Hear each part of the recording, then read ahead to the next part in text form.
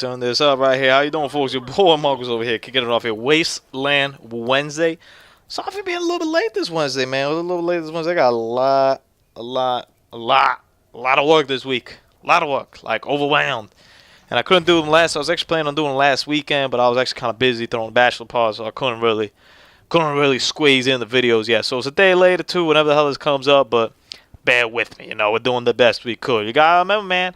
YouTube to me is like a 16th priority in my life just because of the other factors that involve me actually eating and stuff in my life. Let's hop right into it, though, man. If you guys checked it out earlier this week, they revealed the new trailer for Advanced Warfare. Looks pretty dope. They revealed the new co-op mode in the game called Exo Survival or some nonsense like that. I mean, I hate to draw this comparison because right after they released the trailer, the guy Michael Condrey or Glenn Schofield, one of those cast of guys working on the game, were like, "It is not Modern Warfare 3 survival mode."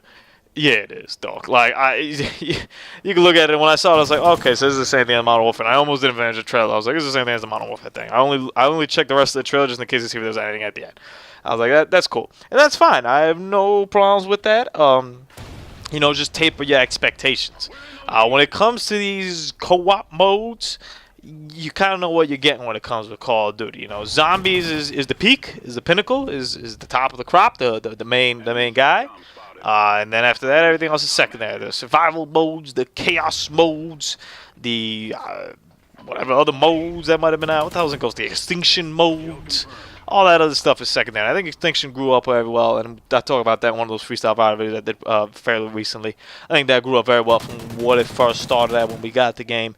And hey, maybe Exo Survival will do the same. You imagine that they'll keep adding on to that as the DLC drops and whatnot. But it looks like Modern Warfare 3 survival mode, and that's fine. I'm gonna play it a couple times and never touch it again. You can play it with 4 people rather than 2, which is what you used to do in Modern Warfare 3. So go get yourself another friend and do that, or 2 more friends and do that. And if you don't have any friends, hit me up, man. Send over your gamer tag, friend me, man, because I don't really got too many friends either online. To tell you the truth, on my Xbox One, I've played maybe with like 3 or 4 people, like a handful of times. That's it, man. And it's not, it's just basically work and just time constraints and not being on the same people at the same time or whatnot. But immediately, it was very eye-opening to me. Because when I first saw the trailer, I was like, oh, this is literally from Modern Warfare 3. And boom, I looked at my Twitter and I saw a tweet from one of the guys working at Sledgehammer. It's like, yo, don't rush to conclusions. It's not just like Modern Warfare 3. There's more to it. We just didn't show you in the trailer. And that to me is like, all right, it's just like Modern Warfare 3. Like, the fact that you got to come and cover your ass like already so quickly, and that's a problem. There's something there. Now, let's talk about some other stuff over here. Advanced Warfare continuing this preview series as we're going towards the game, which I'm very much looking forward to. I'm not going to lie, I'm actually kind of excited. I'll give you guys a quick synopsis. I should do it on Friday's video. How much do I got to talk about today? You know what? Let's go through this, and if we got time at the end, if not, we'll do it on Freestyle Friday. All right, I want to talk about 2 things here, man. I want to talk about guns, and I want to talk about the Exo launcher today. So, guns. The key, what we've been hearing here is that the TTK, which I wrote down very nicely, time to kill, in Advanced Warfare is going to be closer to Black Ops 2 rather than Ghost. That to me was pivotal here and that. And the fact that they dropped that the day they dropped the multiplayer reveal lets me know that it's pretty pivotal to what they're doing too. You don't really think about this kind of stuff, honestly, when you're previewing the game or whatnot. You kind of just go with it with what they tell you in the flow. But to me, I see all these things and I was like, oh, this looks really cool. The dynamic maps, the weapons, the jumping ability, the boosting, that looks cool. And I'm like, how much time do I got to do that before I die, before I pass away? That's my #1 priority when I saw that. So the fact that they're talking about already time to kill and they're trying to say, they said it's somewhere in between the 2, but closer to Black Ops 2, I could appreciate that. I need that. I need to be able to get around the corner. I need to be able to do these cool things that you tell me I could do. Whereas in Ghosts, as you're probably watching in this game, you get clapped. Like, that is it. Like, someone sees you, you're dead. There ain't much more about that. What that also means to me is that weapons will matter more. In Ghosts, I really didn't even notice much of a difference between the weapons because you die so quickly. So I kind of used the same, like the SC whatever thing for a while, and then I used the Remington. And honestly, I was like, I'm going to stop using the other guns. I'm doing well with these. And I have no other point of being with other guns. Like, aside from, the ammo and the fire rate kind of situation, there really isn't feel much difference. Everybody dies the same. There ain't nothing else going on over here. So we can assume we'll have our regular crew of submachine guns, assault rifles, shotties, snipers. The snipers have the iron sights. That's confirmed that that's back. And heavy guns. The new thing here to duty is going to be the energy weapons. Those laser-like things we've been seeing in all these trailers and whatnot. The key to them is that they don't run on ammo. Instead, they just overheat. So if you look at when someone's playing with them, you'll see where the ammo will be. There's kind of like these bars that go increasing up, and that just pop me. Sometimes when I look at this game, I'm like, what the hell happened? There's these bars that kind of increase, and then when you get to the top, it overheats. I've honestly never seen anyone overheat it yet, so I'd be curious to see what happens over there. You don't need to reload. You just have to keep the eye on the thing overheating.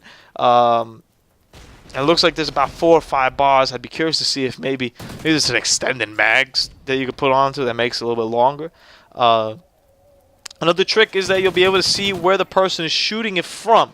That's a little bit different than what we normally see. Normally, you don't really see trails of bullets so much in this game, but this will show you where they are, so kind of give up your position in that way. Also, supply drops will add to having much more personalized weapons, so supply drops are earned by playing the game.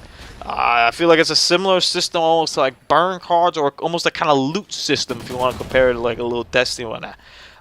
Just that they won't be a one-time use, although some seem to be that way. So it'll give you different weapon camos, different attributes, so you can add some good variety. They come in 3 different types. They call them enlisted, professional, and elite. It kind of just determines how rare they are and whatnot. And sometimes they said it'll also come, maybe you'll get a gun that with a suppressor already included, so that you won't have to suppress it. Nifty, cool. I kind of like that. I don't think any of that's going to be game changing. But, if you get them often enough and they balance it out well enough, it'll give you a little bit more of a reason to keep playing, and you might get something that you'd be like, hey, guys, this is interesting. I want to try this weapon. Or in an ideal situation for myself, I can see myself getting a weapon that already has like an iron sight on, or that already has like a red dot on it, so I don't have to waste my time putting it on. Then that's pretty cool, and that's kind of rewarding if you get that the further along you go into the game. So there's always something to look forward to over there. Exo launcher, we're kind of what's replacing our grenades and whatnot. So we got, we're shooting our grenades out of, better said, not even replacing. We're just shooting them out of there.